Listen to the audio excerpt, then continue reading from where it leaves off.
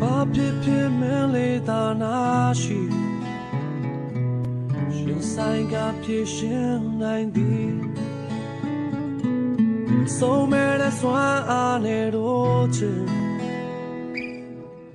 ငကံွေတဲ့အဖျက်ကျော်မီပန်းများပွင့်တဲ့လူလောကအကျဉ်းသားတွေပြောင်းပြန်နေပါပြီရာရာမဆိုးတဲ့ဂျုံတွေလေငါတဲ့